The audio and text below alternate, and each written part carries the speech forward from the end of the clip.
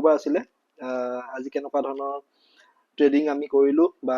Nifty আৰু bank নিফটিয়ে কেনেকুৱা ধৰণৰ মুভমেণ্ট আজি দিলে সেইটো এবাৰ আলোচনা কৰি লওঁ আৰু লগতে নেক্সট উইক কাৰণে অহা সপ্তাহ কাৰণে সোমবাৰে কেনেকুৱা ধৰণৰ মুভমেণ্ট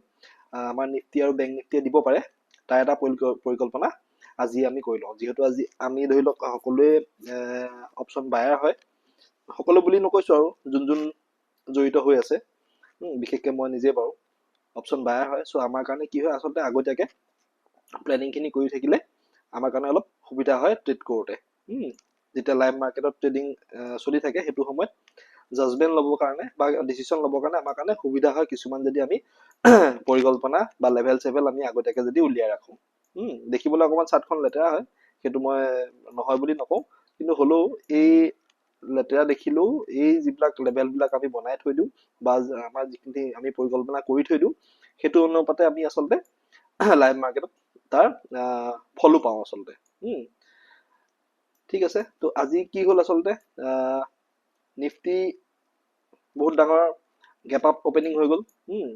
কালিয়ে আমি ডিছকাছ কৰিছিলোঁ যে যদিহে 24,200 ওপৰত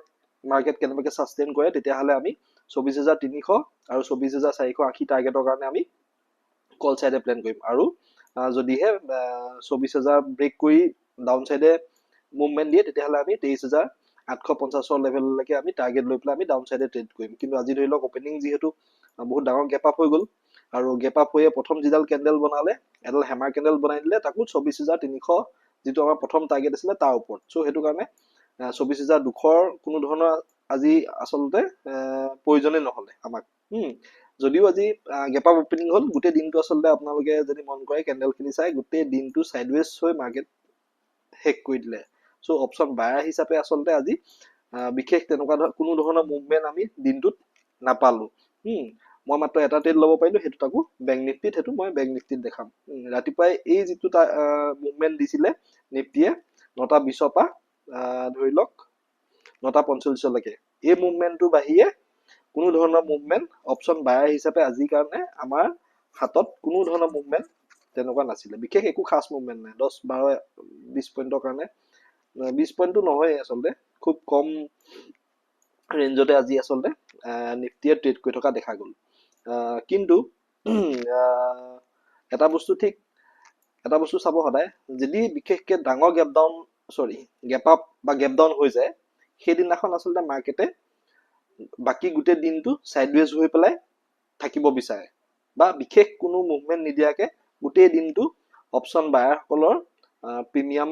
খোৱাত লাগি যায় থিতা দিকে হিচাপে চ' সেইটো কাৰণে সদায় এই বস্তুটো মন কৰিব যে যদিহে বহুত ডাঙৰ এটা গেপ ডাউন বা গেপ আপ হৈ যায় সেই দিনটোত আচলতে আমি বিশেষ প্লেন কৰিব নালাগে আৰু অপশ্যন চেলাৰসকলৰ কাৰণে ভাল হয় তেওঁলোকে থিতা দিকে খাব পাৰে কিন্তু আমি অপশ্যন বায়াৰ হিচাপে যেনেকুৱা মুভমেণ্টৰ কাৰণে আমি ৰখি থাকোঁ সেনেকুৱা মুভমেণ্ট আচলতে বহুত কম পৰিমাণে দিয়ে বা 10 দিন যদি তেনেকুৱা হৈছে খুব বেছি আপোনাৰ ধৰি লওক 3 দিন এনেকুৱা ভাল মুভমেণ্ট দি দিব যে গেপ আপো হ'ল বা গেপ ডাউনো হ'ল তাৰপিছতো ছেম ডাইৰেকশ্যনত ভাল মুভমেণ্ট দি দিয়ে তো তেনেকুৱা খুব কম হয় চ' বি কেয়াৰফুল এই বস্তুখিনি চাব সৰু পইণ্ট এইবিলাক কিন্তু এই পইণ্টবিলাক আচলতে আমি সদায় নিজৰ পৰিকল্পনাৰ মাজত ৰাখিব লাগে এতিয়া আজিৰ কাৰণেতো নিফটিত বিশেষ ক'বলগীয়া একো নাই আমাৰ যিটো 24,300 লেভেল আছিলে সেই লেভেলটোৱে ছাপৰ্ট হিচাপেও কাম কৰিলে কাৰণ ই ধৰি লওক হাই 24,400 অলমষ্ট 19লৈকে গৈছে আৰু যোৱাৰ পিছত ডাউন চাইডে আহি পেলাই 24,300 এই লেভেলটোতে আচলতে ছাপৰ্ট লৈ পেলাই গোটেই দিনটো ছাইডৱেজ হৈ পাৰ কৰি দিলে এতিয়া যদি কোনোবাই ধৰি লওক এই আপ চাইডে এই প্ৰথমৰ 9:20 যদি কোনোবাই এণ্ট্ৰি কৰিব পাৰিছিলে আপ চাইডে প্ৰায় 9:45লৈকে মুভমেণ্ট পাইছে আৰু এই ডাঙৰ কেণ্ডেলডালত যদি কোনোবাই হয়তো এণ্ট্ৰি কৰিব পাৰিছিলে তেতিয়াহ'লে হয়তো খুব বেছি এই ছাপৰ্ট জ'নলৈকে 24,300 লেভেললৈকে কোনোবাই হয়তো পুট চাইডে প্লেন কৰিব পাৰে কিন্তু তেনেকুৱা চাগে বহুত কম ওলাব মই অপশ্যন চেলাৰৰ কথা কোৱা নাই অপশ্যন বায়াৰৰ কথা কৈছোঁ এতিয়া আমি যদি সোমবাৰৰ কাৰণে প্লেনিং কৰিবলৈ হয় তেতিয়াহ'লে এতিয়া কেনেকুৱা হ'ব হিচাপটো যদি আপ চাইডে আমি সোমবাৰে প্লেন কৰিবলৈ হয় তেতিয়াহ'লে আজি ক্লজিং দিছে 24,350ৰ ওপৰত ঠিক আছে চ' যদিহে আমি আপ চাইডে প্লেন কৰোঁ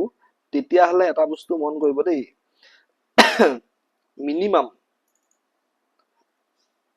মিনিমাম নিফটিক এই যিটো এৰিয়া আছে সেইটো 24,400 ধৰক দেই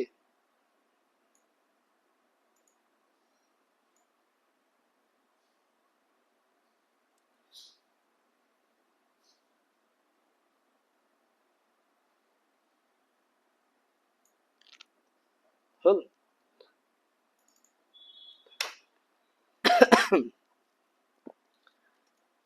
upside above 24,400 এতিয়া আমি যদি মানডে গ্যাপ আপ হ'ব গ্যাপ ডাউন হ'ব হেতু নাজানো কিন্তু যদি আমি কল সাইডে প্ল্যান কৰিবলৈ হয় বা আপ সাইডে প্ল্যান কৰিবলৈ হয় তেতিয়াহলে 24,400 ওপৰত মিনিমাম মাৰ্কেট টিকিব লাগিব তেতিয়া আমি প্ৰথমটো আমাৰ টাৰ্গেট থাকিব 24,800 আৰু যদি 24,480 আৰু 24,480 যদি ব্ৰেক কৰে তেতিয়াহলে আমি 24,600 ফাললে নিফটি গতি কৰা দেখিবলৈ পাব পাৰো বা 24,600 হ'ব আমাৰ 2 নম্বৰ টাৰ্গেট আৰু 24,600 তে আসলতে আমি হেভি ৰেজিস্ট্যান্স পাম সো হেতু কাৰণে 24,480 আমাৰ প্ৰথম টাৰ্গেট থাকিব আৰু 24,600 পুৱা আগতে যিমান পাৰে প্ৰফিট বুক কৰি লবলৈ চেষ্টা কৰিব ঠিক আছে বলে 550 570 80 গৈছে যিমান পাৰে কোয়ান্টিটি প্ৰফিটত বুক কৰি লব কাৰণ 24,600 হয়তো আমি ৰেজিস্ট্যান্সৰ মুখামুখি হ'ব পাৰো ঠিক আছে আপসাইডে আমি দুটাই টাৰ্গেট ৰাখিম 24,480 আৰু 24,600 কেতিয়া ৰাখিম 24,400 ওপৰত যদি নিফটি সোমবাৰে টিকি যায় তেতিয়াহলে আমি আপসাইডৰ কাৰণে প্ল্যান কৰিব পাৰিম ঠিক তেনেকে যদি ডাউন সাইডে প্ল্যান কৰিবলৈ হয় তেতিয়াহলে 24,300 এটো এতিয়া আমাক নালাগে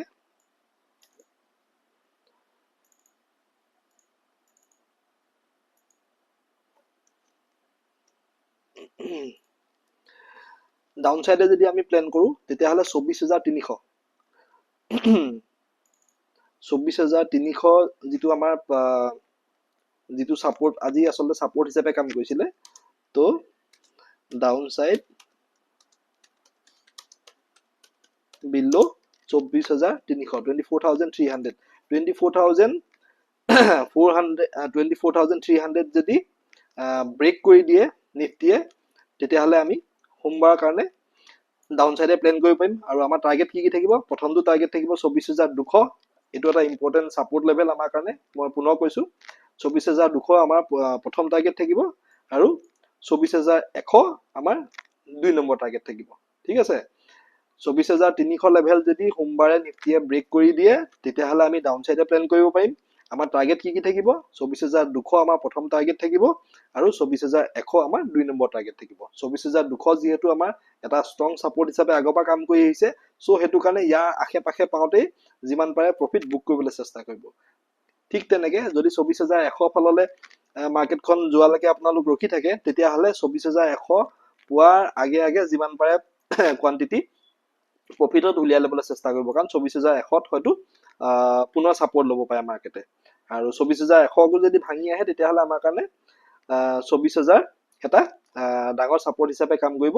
আৰু হেভি ডাঙৰ মুভমেন্ট যদি আমি পাবলৈ হয় ডাউন সাইডে তেতিয়াহলে আমি 24,000 তলতহে পাম সো হেতু কাৰণে আজি সোমবাৰৰ কাৰণে 24,000 এতিয়া প্ল্যান নকৰো 24,100 লৈকে আমি প্ল্যান কৰি ৰাখিছো যদিহে 24,300 তলত ডাউন সাইডৰ মুভমেন্ট আমি পাই যাও নিফটিৰ কাৰণে কৈছো দেই এটা গ্যাপ আপ হ'ব গ্যাপ ডাউন হ'ব হেতুটো এতিয়া ক্যালকুলেশন কৰিব নোৱাৰো আৰু হেতু কাৰণে সেই পাৰ্টটো এৰি দিছো ফ্ল্যাট ওপেনিং হ'ব বুলিয়ে ধৰিছো ফ্ল্যাট ওপেনিং হৈ পেলাইও যদি আপসাইডে 24,400 ব্ৰেক কৰি পেলাই সাস্টেইন হৈ যায় তেতিয়া আমি আপসাইডে প্ল্যান কৰিম আৰু যদি 24,300 ব্ৰেক কৰি সাস্টেইন হৈ যায় ডাউন সাইডে তেতিয়াহলে আমি ডাউন সাইডে প্ল্যান কৰিম ঠিক তেনেকে যদিহে আপসাইডত ডাঙৰ গ্যাপ আপ হৈ যায় বলে 24,480 ওপৰত ধৰি লওক বলে গ্যাপ আপ হৈ গল তাৰ পিছত খালি আমি চাব লাগিব যে মাৰ্কেটখনে কি কৰি আছে গ্যাপ আপ হৈ যোৱাৰ পিছত যদি লাহে লাহে মাৰ্কেটখন তললৈ আহি পেলাই 24,400 ৰ ওচৰত সাপোৰ্ট লোৱা আমি দেখিবলৈ পাওঁ বা সাপোৰ্ট ক্যান্ডেল বনা দেখো তেতিয়াও আমি আপসাইডৰ কাৰণে প্ল্যান কৰিব পাৰিম আৰু ঠিক তেনেকে যদি গ্যাপ আপ হোৱাৰ পিছত যদি ডাউন চাইডে আহি পেলাই 24,400 ব্ৰেক কৰি সাস্টেইন হৈ যায় তেতিয়াও আমি লাহেকে প্লেন কৰি ল'ব পাৰিম যে হয়তো ই 24,300 ব্ৰেক কৰিবৰ কাৰণে যাব পাৰে কিন্তু যাব নে নাযাব সেইটো 24,300 লৈকে আমি ৱেইট কৰিব লাগিব 24,300 ব্ৰেক কৰি সাস্টেইন হলেহে আমি ডাউন চাইডে প্লেন কৰিম তাৰ আগত আমি প্লেন নকৰো কাৰণ যিকোনো সময়তে এসএল লৈ যাব পাৰে মাৰ্কেটে এতিয়া নিফটি কাৰণে প্লেনিংটো হৈ গ'ল ডাউন চাইডে যদি গেপ ডাউন ওপেনিং হৈ যায় আৰু কিবা কাৰণত যদি 24,300 আশে-পাশে গেপ ডাউন দেখে তেতিয়াহ'লে প্ৰথম 10-15 মিনিট চাই ল'ব যে যদিহে বুলিশ কেন্ডেল ফৰ্ম কৰে বা হেমাৰ কেন্ডেল বনি যায় তেতিয়াহ'লে আমি মোটামুটি আপ চাইডৰ কাৰণে পুনৰ প্লেন কৰিব পাৰিম কিন্তু তাৰ কাৰণে আমি চাব লাগিব যে ওপেনিংটো ক'ত হয় 24,300 24,200 ওচৰতো যদি গেপ ডাউন ওপেনিং হয় তেতিয়াহ'লে ঘপককে ডাউন চাইডে প্লেন লৈ নল'ব প্ৰথম 10-15 মিনিট চাই ল'ব যে কি কৰিছে 24,200 যদি সাপোৰ্ট হিচাপে কাম কৰে তেতিয়াহ'লে ই হয়তো পুনৰ 24,300 আৰু 24,400 লৈকে মুভমেন্ট দিব পাৰে সো বি কেয়াৰফুল আমি যিখিনি ক্যালকুলেশন কৰিছো সেইখিনি মানে ধৰি লওক মোটামুটি আমাৰ গেপ আপ বা গেপ ডাউন হ'ব এনেকুৱা হিচাপ লৈ পেলাই আমি ক্যালকুলেশন কৰা নাই আমি ফ্ল্যাট ওপেনিং হ'ব বুলি ধৰিয়ে তাৰ ওপৰত বেছ কৰি পেলাই আচলতে এই যিখিনি আপ সাইডৰ মুভমেন্টটো আৰু ডাউন সাইডৰ মুভমেন্টটো বৰ্তমান প্লেন কৰি ৰাখিছো এতিয়া বেংক নিফটি এবাৰ চাই লওঁ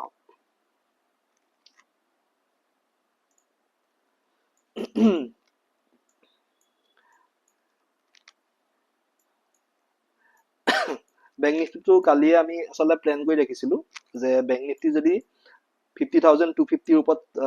সাস্টেইন হৈ যায় তেতিয়াহ'লে আমি 50,480 আৰু 50,700 এই দুটা টাৰ্গেটৰ কাৰণে যাম আৰু যদিহে ডাউন সাইডে 50,000 ব্ৰেক কৰে তেতিয়াহ'লে 49,840 আৰু 49,700 এই দুটা টাৰ্গেটৰ কাৰণে যাম কিন্তু আজি ধৰি লওক বহুত ডাঙৰ গ্যাপ আপ হৈ গ'ল বেংক নিফটিটো সো সেইটো কাৰণে এই প্লেনিংটো আসলে আমাৰ কাম নিদিলে আৰু নিদিলেও এটা বস্তু চাওক ই ওপেনিং হল যিডাল কেন্ডেল বনিলে 5 মিনিটত হেমাৰ কেন্ডেল বনিছে ডাউন যদিও আহিছিলে 373 লৈকে কিন্তু আলটিমেটলি ই আমাৰ যিটো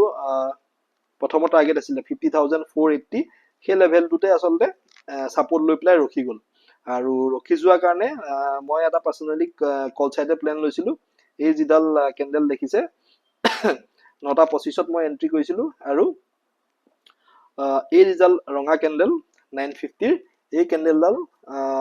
কেন্ডেলডালত মই এক্সিট লৈ লৈছিলো অলমোস্ট মই 41 নে 42 পইণ্ট মান মই গেইন কৰিলো কিন্তু কোৱান্টিটি কালি যিহেতু মই লছ খাইছিলো সো সেইটো কাৰণে কোৱান্টিটি আজি কমেই প্লেন কৰিছিলো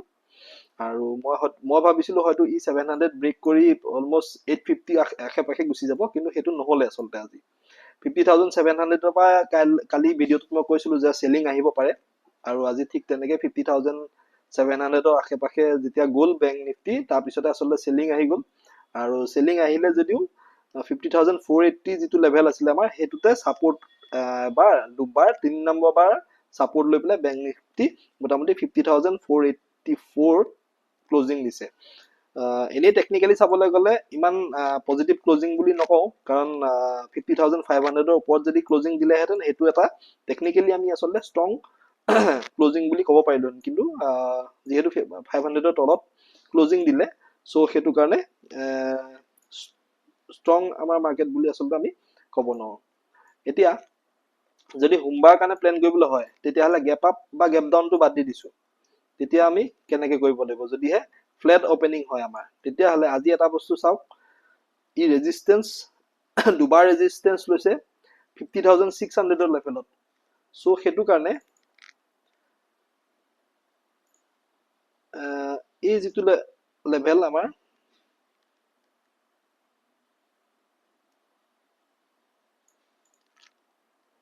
50,600 ৰ যিটো লেভেল আছে তো আমি যদি আপ সাইডে প্লেন কৰো বাই কল বাই কৰি পেলাই যদি আমি যাবলৈ হয় তেতিয়াহ'লে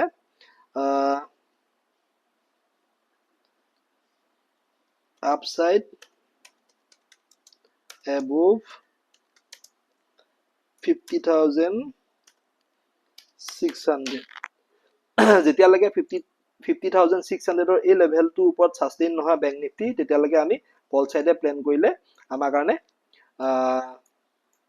বহুত বেছি ৰিস্ক লোৱা নিচিনা হ'ব, কাৰণ এই লেভেলটোত দুবাৰ যিহেতু আজি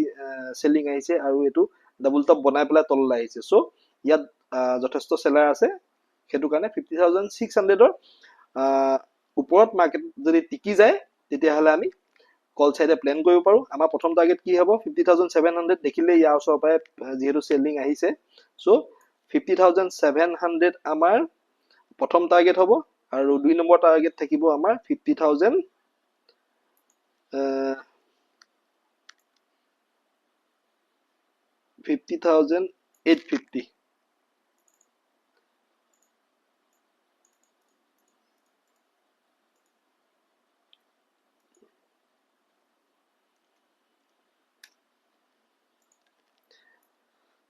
তেতিয়াহ'লে 50,600ৰ ওপৰত যদি মাৰ্কেট টিকি যায় বেংক নিফটি সোমবাৰে, তেতিয়াহ'লে আমি কল চাইডে প্লেন কৰিব পাৰিম। আৰু আমাৰ টাৰ্গেট কি থাকিব? প্ৰথমটো টাৰ্গেট থাকিব 50,700, প্ৰায় ইয়াত 40-50 পইণ্টৰ আমি প্ৰিমিয়াম কেপচাৰ কৰিব পাৰোঁ যদিহে আমি সঠিক সময়ত আমি প্লেন কৰিব পাৰোঁ। আৰু ছেকেণ্ড টাৰ্গেট আমি 50,800, 50,850 আচলতে, এইটো মোৰ লিখাটো ভুল হৈছে, কেলে এইটো ইমান শ্ল' হৈছে। আপোনালোকে কোনে কোনে জানো ট্ৰেডিং ভিত চাগে চবেই হেৰি কৰে, ট্ৰেডিং ভিত কিন্তু মই অলপ শ্ল' পাওঁ বহুত ক্ষেত্ৰত। মোৰে লেপটপৰ প্ৰব্লেম নে কি মই নাজানো, কিন্তু প্ৰায় চবৰে মুখতে শুনো। চ' আমাৰ দুটা টাৰ্গেট আমি পালো সোমবাৰৰ কাৰণে, 50,700 আৰু 50,850, যদিহে 50,600ৰ ওপৰত মাৰ্কেট টিকি যায়। এতিয়া যদি বহুত ডাঙৰ গেপ আপ হৈ যায়, বোলে 50,700ৰ ওপৰতে মাৰ্কেটখন খুলি গ'ল, তেতিয়াহ'লে আমি 50,850লৈকে প্ৰথম টাৰ্গেট পাব পাৰোঁ,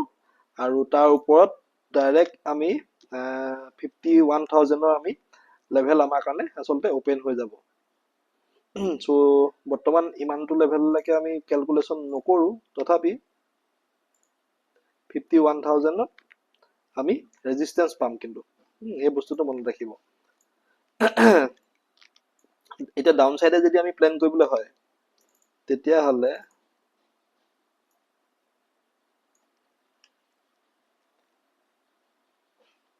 ডাউন চাইডে যদি আমি প্লেন কৰিবলৈ হয়, তেতিয়াহ'লে এই যিটো লেভেল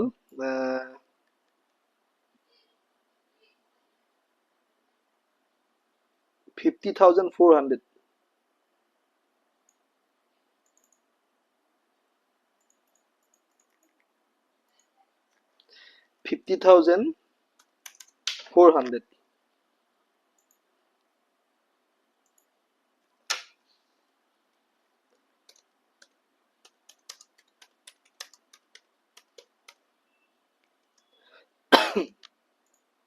ডাউন সাইড বিলো 50,400, 50,400ৰ তলত যদি মাৰ্কেট সোমবাৰে টিকি যায়, তেতিয়াহ'লে আমি 50,250 প্ৰথম টাৰ্গেট হিচাপে যাব পাৰিম যদি ডাউন চাইডে আমি প্লেন কৰোঁ। আৰু 50,250 যদি ভাঙি দিয়ে, তেতিয়াহ'লে আমি 50,000লৈকে 2 নম্বৰ টাৰ্গেট হিচাপে লৈ